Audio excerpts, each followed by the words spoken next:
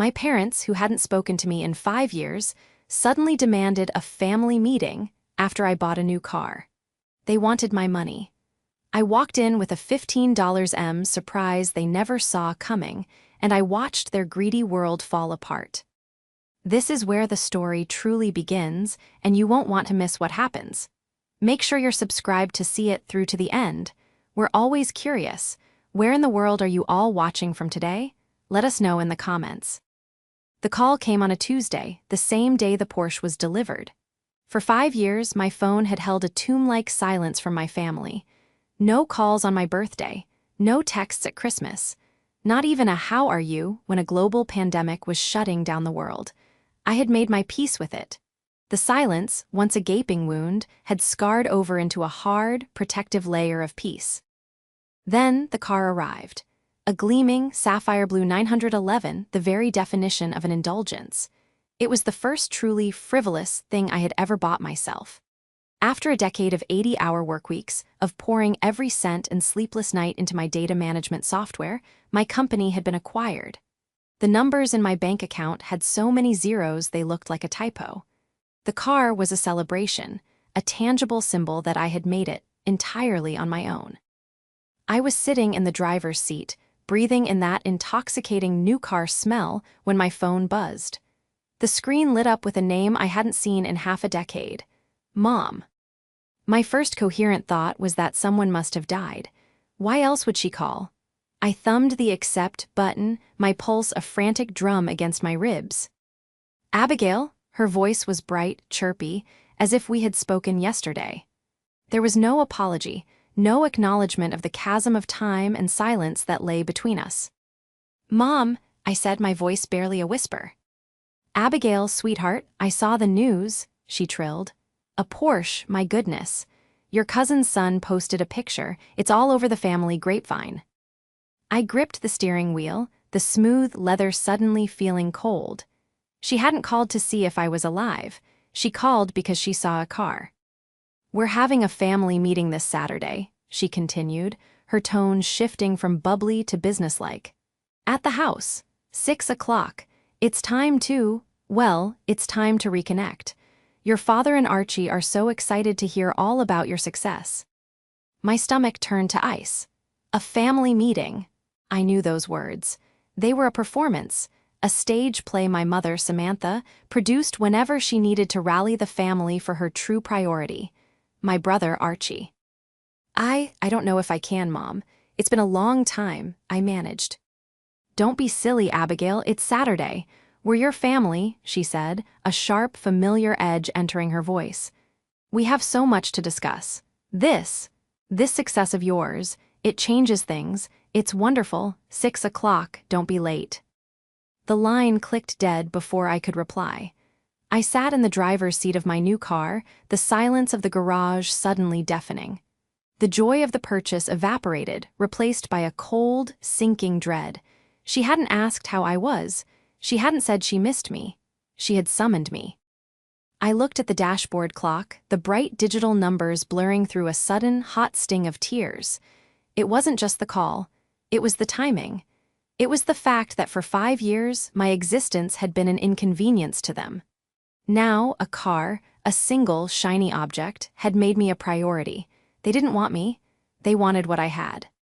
My mind flashed back to the last time I had seen them. I was 33, my fledgling startup was bleeding money, and I was days from missing payroll for my 2 employees. I had driven to their house, my hands shaking, to ask for a small loan. Not a gift, a loan. Absolutely not, my mother had said, not even looking up from her tablet where she was browsing for new patio furniture. We don't mix family and money, Abigail. It's tacky. Besides, my father, Lucas, had chimed in, adjusting his glasses. This little computer hobby of yours isn't a real business. It's time you grew up, got a real job, like your brother. Like Archie. My brother, the 30-year-old visionary, whose series of failed crypto schemes and NFT art galleries had been funded entirely by our parents. Just 1 week before I'd asked for that loan, they had remortgaged their house, their paid-off house, to buy Archie a luxury SUV because image is everything in his line of work. I had walked out of their house that day and never looked back. I slept in my office for 3 months, lived on instant noodles, and coded until my vision blurred. I secured a new round of funding on my own. I built my company from nothing, with no one to thank but myself. And now, they wanted a family meeting. I started the Porsche. The engine roared to life, a deep, powerful purr that vibrated through the seat. The sound cleared my head. The tears dried. The D. Red solidified into something else, something hard and cold and clear. Resolve. Okay, Mom, I whispered to the empty garage. You want a family meeting? You'll get one, but you forgot who you're dealing with. The betrayal wasn't just the 5 years of silence. It was the 5 seconds it took for them to break at the moment they smelled money. The days leading up to the meeting were a masterclass in psychological warfare, executed with a sickeningly sweet touch. My mother, Samantha, had apparently decided that the 5-year estrangement was just a silly misunderstanding, a pause in our regularly scheduled programming. My phone, once so quiet, began to buzz with a relentless, cloying stream of affection. Found this old photo of you at the science fair, sweetie. So proud of my brilliant girl. A picture of me at 12, holding a ribbon with a younger Archie mugging for the camera in front of my project. Your father and I were just talking about how we always knew you'd be a star. We should have dinner at the Monarch to celebrate just us. Each text was a small, calculated pinprick, designed to wear down my defenses, to rewrite history, to make me forget the years of being told my nerdy hobby was a waste of time. It was a performance, and it was insulting. The most unnerving interaction, however, came from my brother. Archie sent me a text on Thursday night.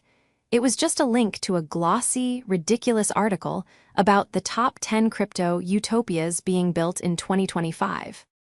I didn't reply. He texted again an hour later. Big things coming, sis. Biggest one yet. We need to talk. A cold shiver went down my spine. We need to talk. That was Archie's signature line, the preamble to a financial request. It was the same thing he'd said before he'd borrowed my college textbook money and never returned it, the same thing he'd said before he'd conned our grandparents into funding a revolutionary avocado toast delivery app that never delivered a single avocado. I stared at the text, the blue light glare hurting my eyes. They weren't even being subtle. The call from my mother, the sudden flood of fake nostalgia, and now the priming from Archie, it was a coordinated attack. They were setting the stage for an ambush.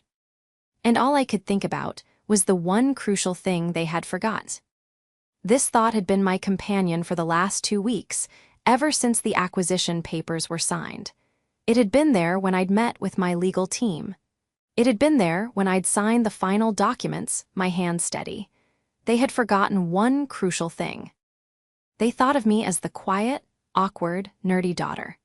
The one who could be safely ignored because she never made a fuss. The one who would sit quietly at Thanksgiving while Archie dominated the conversation with his grandiose, empty boasts. They had dismissed me so completely for my entire life that it never occurred to them that the same brain that built a multi-million-dollar tech company from scratch might also be capable of seeing exactly what they were doing. They saw the Porsche and assumed I was a naive tech nerd who had stumbled into money. They saw me as a new, untapped resource, a bank. On Friday, the day before the meeting, my mother called again. Abigail, darling, I'm just planning the menu for tomorrow. I'm making your favorite, the beef roast. My favorite was, and always had been, lasagna. The beef roast was Archie's favorite. He was a notoriously picky eater, and the entire family's menu had revolved around his preferences for as long as I could remember. That sounds lovely, Mom, I said, my voice flat. Oh, it will be. We're all just so excited to have you home. It's been too long. Her voice was dripping with a sincerity that was utterly counterfeit. It's time for this family to finally be a family again, to support each other. You understand, don't you, dear? Support each other. There it was, the hook baited and cast. I understand perfectly, Mom, I said. I've actually been working on something myself. A surprise, something I'm very excited to share with you all tomorrow. It's about support and the future. A surprise? Oh, how wonderful, she gushed, and I could practically hear the dollar signs spinning in her head. We can't wait. As I hung up, I looked at the sleek, leather-bound portfolio sitting on my desk. Inside were the finalized, notarized, and utterly irrevocable documents that I had spent the last 2 weeks preparing with a team of the best trust and estate lawyers in the city. You're right, Mom, I thought, a humorless smile touching my lips. You can't wait. They saw the car, they saw the headlines about the acquisition, but they had forgotten one crucial thing. I was a software engineer. I was a strategist. I built systems with impenetrable firewalls, and I had just built the most important one of my life. They thought they were luring me into a trap. They had no idea they were walking into mine. My childhood home hadn't changed, which in itself felt like a statement. The same manicured lawn, the same imposing oak door, the same faint, lingering smell of my mother's expensive and overpowering floral perfume in the entryway. As I stepped inside, Samantha, my mother, rushed forward to embrace me. It was like being hugged by a mannequin. She was all stiff angles and expensive fabric, her arms barely squeezing before she pulled back, holding me at arm's length. Abigail, you look well, she said, her eyes doing a rapid, appraising scan. They weren't looking at my face, they were cataloging my clothes, my watch, the designer handbag I'd bought with my second paycheck from the new consulting gig. Her smile was a painted-on grimace of approval. That's a lovely bag. It's so good to finally see you taking an interest in your appearance. This was Samantha. Her profession as a lifestyle blogger was a recent affectation, but her obsession with status and appearance was lifelong. She curated her life and her family for an imaginary audience. Everything was about how it looked. My success, in her eyes, wasn't about my achievement. It was that I had finally produced a result she could brag about. Dad, Archie, I said, nodding toward the living room. My father, Lucas, gave me a short, awkward wave from his armchair. Abigail, good to see you. Lucas had spent 30 years as a sales director, and he still carried the air of a man who was perpetually assessing your value. He was a passive enabler to my mother's active narcissism, a quiet, solid yes man to her every whim. His support for Archie was, I always suspected, a way of funding the life of confidence and risk he'd never had the nerve to live himself. And then there was Archie. He was lounging on the sofa, scrolling through his phone, and didn't even bother to stand up. Hey, sis, heard you're rolling in it now. Nice.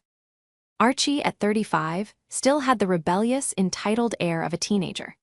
He was dressed in what I assumed was his visionary uniform, a designer hoodie, ridiculously expensive sneakers, and a look of profound boredom, as if he was doing us all a favor by being present. His entire career was a string of buzzwords, crypto, NFTs, metaverse, all designed to sound impressive and complicated, all culminating in dramatic failure, and all funded by our parents. He was a black hole for money, and my mother and father orbited him like devoted, mindless moons. Dinner is almost ready, Samantha chirped, gesturing me toward the dining room. Archie, Lucas, come, let's not keep Abigail waiting. The table was set with the good china, the one reserved for holidays or impressing people.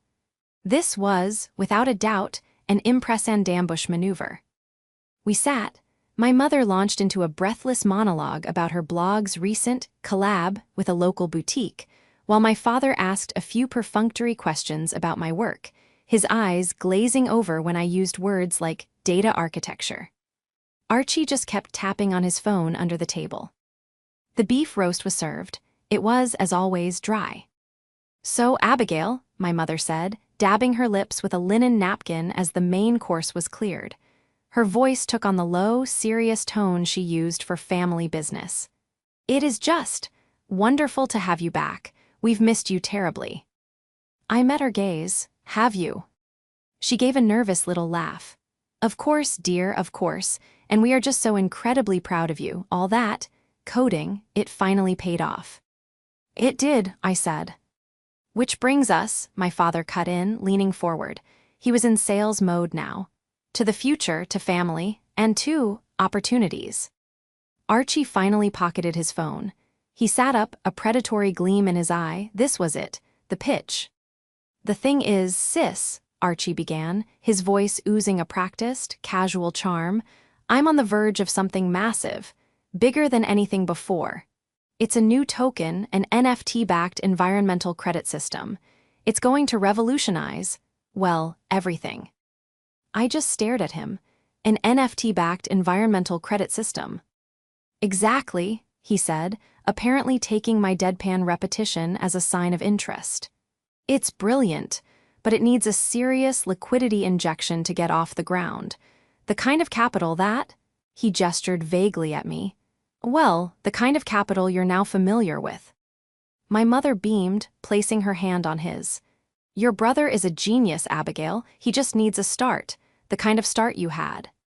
The audacity of that statement hit me like a physical blow. The start I had. The start where I worked 3 jobs to pay for my community college classes. The start where I slept on a borrowed air mattress in a tiny office. The start where my own parents told me to stop playing games and get a real job just a week after liquidating their assets for him. "Is that so?" I kept my voice perfectly level. "We were thinking," my father said, steepling his fingers, "that an investment of, say, 5 million would be a good, solid number. A family investment. You help your brother, you help the family. We all rise together." They all looked at me, their faces a mask of greedy, expectant smiles. They had no shame. They had no self-awareness. They had just laid out, in plain terms, that the only reason I was sitting at this table was to be their new financier. I let the silence hang in the air for a long, heavy moment. I watched their smiles begin to waver. "But they had forgotten one crucial thing," I said, almost to myself. "What's that, dear?" my mother asked, her smile tightening. I reached down to the briefcase I had placed by my chair. I clicked it open. They forgot who I am. The shift from passive victim to active strategist hadn't happened in a single moment. It had been a slow, cold burn that started the day I walked out of their house 5 years ago. But the plan, the clever trap, as I'd come to think of it, began the second I hung up the phone with my mother after her family meeting summons. I didn't just sit and wait for the ambush. I prepared for it. The day after the call, I wasn't just test driving my Porsche. I was on a conference call with my legal and financial team. "So, let me get this straight," said Anne, my lead attorney, a woman with a mind like a steel trap. "After 5 years of total silence, your family calls you for a meeting the day they see you've bought an expensive car." "That's the long and short of it," I said, pacing my minimalist living room. "My brother is a serial failure entrepreneur. My parents are his enablers. They're going to ask me for money, a lot of money. And you don't want to give it to them," Anne stated. "I want to do more than that," I said, stopping to look out the window at the city skyline. "I want to make it impossible for them to ever ask again. I want to take this power they think I have, this money, and put it so far out of their reach that the very idea of it becomes a monument to their own greed." Anne was silent for a beat. "I like it. What do you have in mind?" "My payout," I said. "The liquid portion from the acquisition, it's just over $15 million. I want it gone, all of it." "Gone where?" "I want to create an irrevocable charitable trust," I said, the words tasting like freedom. "I want to fund STEM scholarships, specifically for underprivileged women. The kind of young women who have a brilliant idea and no family to back them up. The kind of woman I was." This was my leverage. This was the crucial thing they had forgotten. They assumed my new wealth was a liquid pool of cash I was sitting on, ready to be ladled out. They couldn't conceive of a world where I would already have a plan for it, a plan that didn't involve them. For the next 3 days, my condo became a war room. Lawyers and financial advisors came and went. We drafted the trust deed. We defined the mission. We selected a board. We structured the endowment so that the $15 million principal was untouchable. generating interest to fund the scholarships in perpetuity. It was airtight, it was binding, and most importantly, it was irrevocable. Once I signed it, not even I could reverse it. But I wasn't just building a defense, I went on the offense. While the lawyers drafted, I did what I do best. I dug for data. I hired a private investigator, a discreet professional recommended by Anne. I want you to find out everything you can about my brother Archie, I instructed him, his businesses, his investors, his debts. It didn't take long. The man wasn't a criminal mastermind, he was just a sloppy, entitled leech. The report came back on Friday morning, less than 36 hours before the meeting. It was worse and better than I could have imagined. Archie wasn't just failing, he was in deep trouble. His latest crypto venture had collapsed, and he hadn't just lost our parents' money. He had conned a handful of other local, small-time investors, friends of our father's from his old golf club. They were furious. They were threatening to sue. One of them, a retired dentist, was threatening to go to the DA. Archie wasn't just looking for seed money for a new revolution. He was looking for a bailout. He was desperate. And my success had appeared like a divine miracle, a lifeline sent to save him from the consequences of his own actions. The pieces clicked into place. The family meeting wasn't just an opportunity, it was a desperate, last-ditch recovery mission. They weren't asking me to invest. They were planning to use me to plug the hole in Archie's sinking ship, to pay off his debts so the family image wouldn't be tarnished. I closed the Pies report. I looked at the finalized trust documents on my desk, waiting for my signature. I signed every page. I now had the $15 million surprise. I had the legal documents, and I had the truth about Archie's massive opportunity. I was no longer the daughter they remembered. I wasn't the passive, quiet girl who could be ignored. I was the CEO who had just negotiated a 9-figure acquisition. I was a strategist, and I was walking into that family meeting not as their daughter, but as their opponent. I was walking in with a trap of my own. I let their demand hang in the air, the request for $5 million echoing in the suddenly silent dining room. My mother's smile was a rictus of expectation. My father looked at me with the practiced, neutral expression of a salesman about to close a deal. Archie just looked impatient. $5 million, I repeated, my voice calm. I picked up my wine glass and took a slow sip. That's a very specific number. It's the bare minimum, really, Archie said, leaning forward, an oily sincerity in his voice. To get the servers online, to mint the first run of tokens, it's all in the business plan. He slid a thin, glossy brochure across the table. I glanced at the cover. It was all buzzwords and stock photos of wind turbines. A business plan, I said. That's wonderful, Archie. You know, I've seen a lot of business plans in my career. I placed my briefcase on the table and clicked open the 2 polished brass latches. The sound was unnervingly loud in the quiet room. I've seen plans that are brilliant, plans that are flawed, and plans that are, well, not really plans at all. I pulled out the private investigator's report. It was in a simple, manila folder. I tossed it onto the table, and it landed directly on top of Archie's glossy brochure. "What's that?" my father Lucas asked, his eyes narrowing. "That," I said, "is a real plan, or rather the results of one. I had a little research done, Archie, on your massive opportunity." Archie's face, which had been a mask of casual confidence, went white. "Your NFT-backed environmental credit system?" I continued, my voice sharp and clear. "It doesn't exist. Your servers are a rented cloud storage account, and your investors," I tapped the folder. "They're not waiting for a revolution. They're waiting for their money back." My mother gasped, her hand flying to her chest.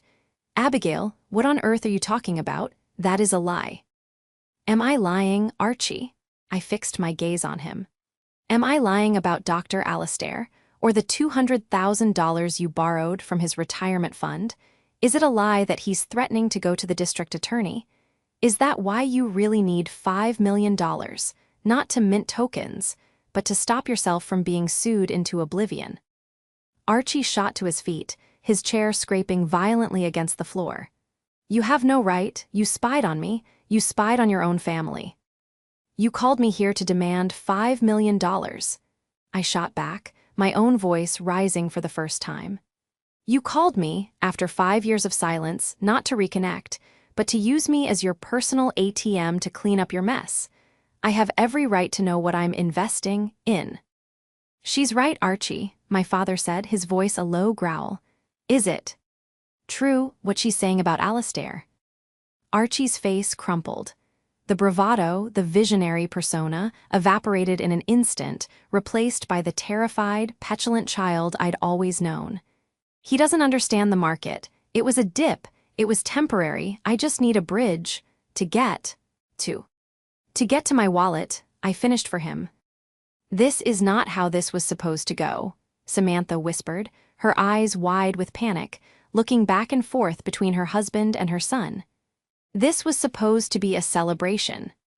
It was supposed to be an ambush, Mom, I said, my voice dropping, all the heat vanishing, replaced by ice. You saw the Porsche, you saw the headlines, and you thought, finally, she's useful. You didn't call to ask how I was. You didn't call to say you were sorry. You called to collect. I stood up, my chair making no sound on the thick rug.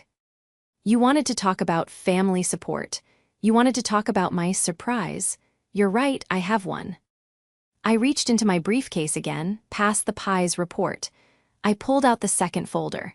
This one was bound in rich, dark blue leather, matching my car. You want to know what I did with my money, the money you're all so excited about. I opened the portfolio. You see, you all assumed I was just a naive girl who got a big check. You forgot something, the most crucial thing. I paused, looking each of them in the eye. You forgot, I said, that I'm smart, smarter than all of you. I laid the first page on the table. It was the cover sheet, embossed with the name of the law firm and the title. The Abigail Mason Foundation for Women in STEM. Finalized, notarized, and filed with the state as of yesterday morning. Their faces were blank, they didn't understand. What is this? My father asked, squinting at the paper. This, I said, is my $15 million surprise. The silence that followed was heavier and more profound than the 5 years of estrangement. My mother, Samantha, was the first to break it, her voice a reedy, confused whisper. A foundation, what? What does that mean, like, for charity? Exactly, I said, a cold smile touching my lips. The entire liquid payout from the acquisition, $15 million. It's all in an irrevocable charitable trust. The principal is locked. Forever. The interest will be used to fund scholarships for underprivileged women in science, technology, engineering, and math. I let the words land. Scholarships, my father, Lucas, repeated, his face turning a dull, mottled red. You gave it away. I didn't give it away, Dad, I said, tapping the leather-bound document. I invested it. I invested it in young women who were just like me. Brilliant, ambitious, driven, and alone. The kind of women who don't have a family willing to remortgage their house to fund their image. The barb hit its mark. My mother flinched as if I'd slapped her. But, Archie, she stammered, her panic rising. Your brother, he needs you, we need you, this is family.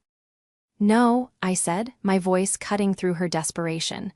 This is a business transaction. You made that clear 5 years ago. We don't mix family and money, Abigail, it's tacky. I quoted her own words back to her, and she visibly recoiled. I'm just following your rules, Mom.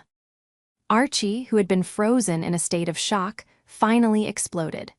It wasn't the calculated anger of a strategist. It was the raw, primal tantrum of a child. You can't do that, he shrieked, his face crimson. You can't, that's our money, that's family money. Our money, I laughed, a sharp, bitter sound. Where were you when I was working 100-hour weeks? Where were you when I was sleeping on an air mattress in my office because I couldn't afford rent and payroll? Where were any of you? That money isn't ours. It's mine, and I've already spent it. You selfish. Archie lunged, not at me, but at the portfolio on the table, as if destroying the paper could undo the reality. My father grabbed his arm. "Stop it, Archie. Sit down, this isn't helping." "But Archie was sobbing now, great, heaving, ugly sobs of pure, thwarted greed. "She did this on purpose. She did this to ruin me." "She's right, Archie," Lucas said, but his voice was dead. He wasn't defending me, he was stating a fact. He looked at me, his salesman's mask gone, and all I saw was a defeated old man. "Alistair called me this morning. He's filing the lawsuit on Monday. He's going to the press. He said you're a fraud." The confession hung in the air. So they all knew. The entire family meeting, the beef roast, the good china, it was a desperate, choreographed play to get my money before the world found out their golden child was a common thief. "So you knew," I whispered. "All of you, you knew he was in trouble, you knew he'd conned your friends, and you sat here smiling at me, telling me about his massive opportunity." My voice trailed off as the full, ugly weight of their deception settled on me. "You weren't just asking me to invest, you were trying to make me an accomplice. You were trying to use my money, the money I earned, to cover up his crimes." "It was a misunderstanding," Samantha shrieked, her carefully constructed, lifestyle facade cracking to reveal the raw panic beneath. "Archie is a good boy, he thinks big. You have to help him, Abigail. You have to, you can. You can get the money back, can't you? From this foundation." "It's an irrevocable trust, Mom," I said, enunciating each syllable as if to a child. "It means it can't be revoked. It's gone. Legally, it's not mine anymore. It belongs to the foundation. It belongs to the future." I watched as the last glimmer of hope died in their eyes. I saw the precise moment their greed curdled into pure, unadulterated hatred. My mother's face, a moment ago pleading, hardened into a mask of contempt I'd never seen before. "You were always a cold, strange child," she hissed, her voice low and venomous. "Always with your books and your computers. Never warm like Archie. We did our best, but you were always lacking. You're not our daughter. Not really." The words, which would have shattered me 5 years ago, now bounced harmlessly off the armor I'd built. I calmly began to place the documents back into my briefcase, the Pies report, the leather-bound trust. "You're right about one thing, Mom," I said, closing the latches with a final, definitive click. "We're not family, we're just people who happen to be related, and I'm done mixing business with whatever this is." I stood there for a moment, watching the three of them. My father, slumped in his chair, suddenly looking ancient. My brother, sobbing into his hands, a 35-year-old child. And my mother, glaring at me with a hatred that was more honest than any "I love you" she had ever uttered. This wasn't a family, it was a failed business, and I was walking away from the table. My age, and was on the doorknob when my mother's voice, now stripped of all its fake warmth and left with a jagged, desperate edge, cut through the room. "You will not walk out that door, Abigail, after everything we've done for you." I turned, one eyebrow raised. "Everything you've done for me? This should be interesting. Please enlighten me." The room was a pressure cooker, and I had just cranked the heat. This was the showdown. This was the final, public, or at least semi-public reckoning. "We raised you," she cried, her voice rising. "We put a roof over your head, we fed you. We paid for that computer camp you loved so much." "You mean the one I got a full scholarship for?" I replied, my voice dangerously quiet. "The one you complained about because it meant you had to drive me 20 minutes out of your way twice a week. You are an ungrateful, selfish." "I am ungrateful?" I took a step back into the room. The shock had worn off, and now all that was left was a cold, righteous anger. "Let's talk about grateful, shall we? Let's talk about the roof over my head, the one you remortgaged, the one you gambled on him." I pointed at Archie, who was still hiding his face. "We did that to help your brother," Lucas snapped, finding his voice. "Something you, clearly, know nothing about." "You didn't help him," I said, walking slowly toward the table, my briefcase in hand. "You enabled him. You taught him that actions have no consequences. You taught him that he could fail and lie and even steal, and that someone else would always be there to clean it up." First, it was you. And now you expected it to be me.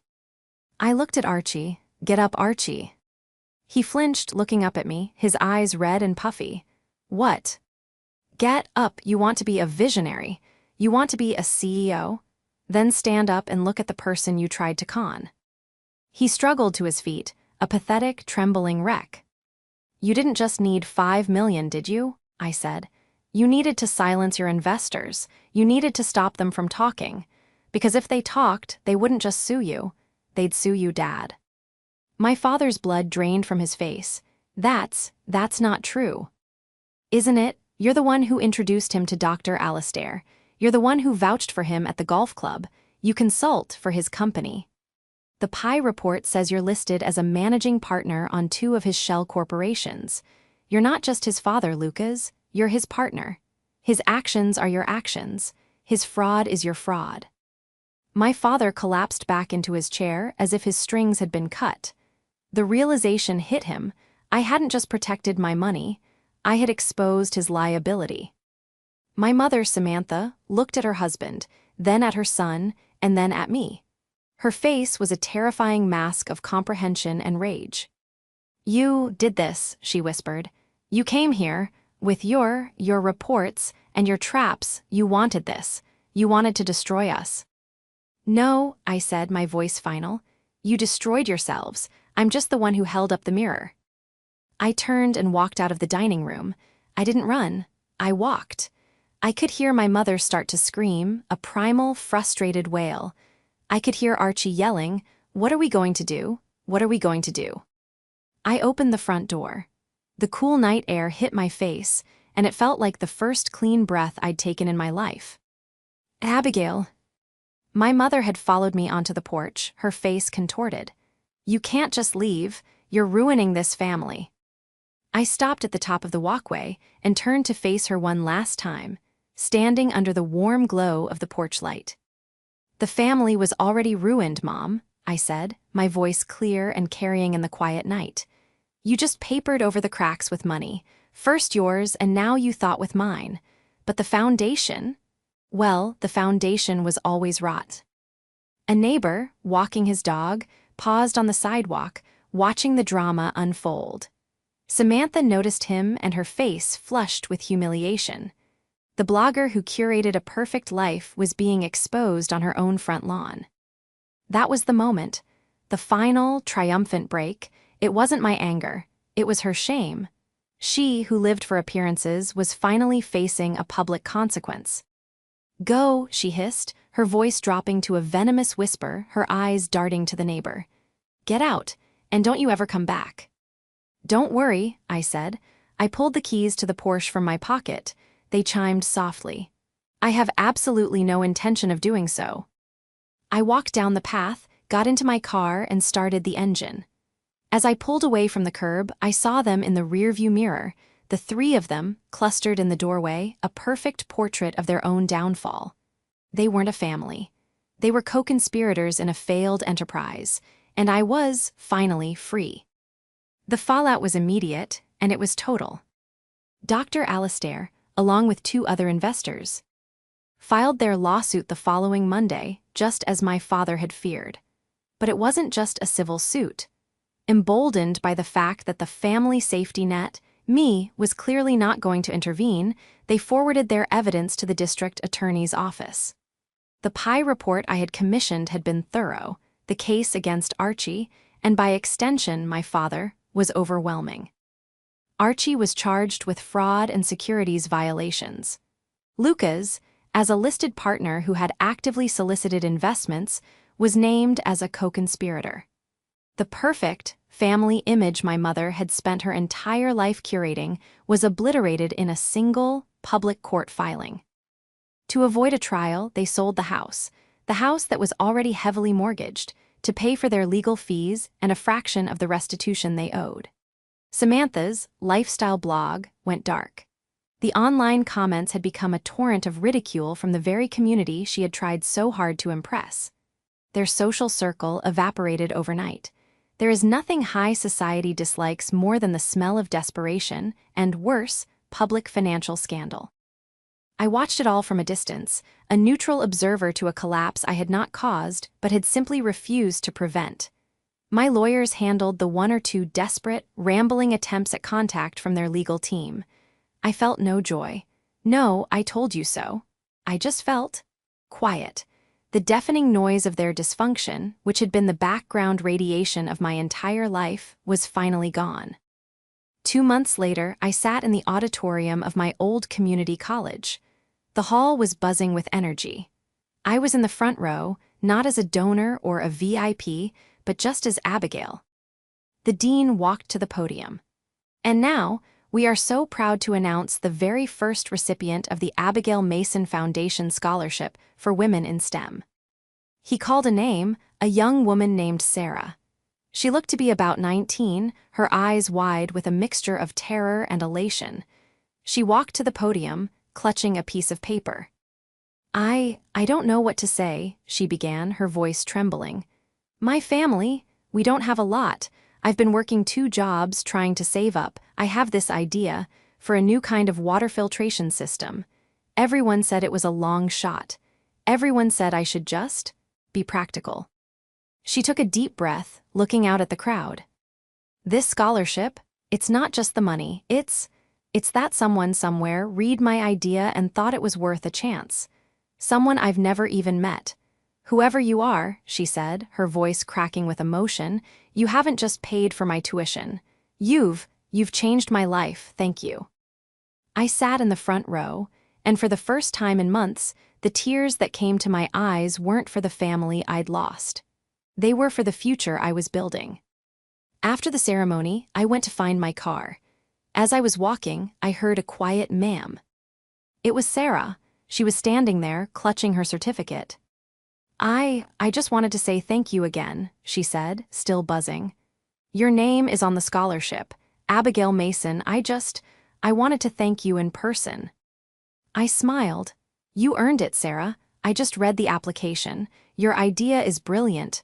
Don't let anyone ever tell you to be practical. I won't, she said, her eyes shining with the same fire I remembered having at her age. I'm going to change the world. I know you are, I said. I got into my Porsche, the same car that had started this all. As I drove away, I realized the $15 million wasn't gone. It was just getting started. It was in Sarah's idea. It was in the future of all the women like her. My parents had tried to take my money to save their past, a past built on lies and entitlement. I had used it to fund a future. And as I merged into traffic, I felt a profound, unshakable sense of peace. The tables hadn't just turned. I had taken the table and everything on it and given it to people who truly deserved a seat.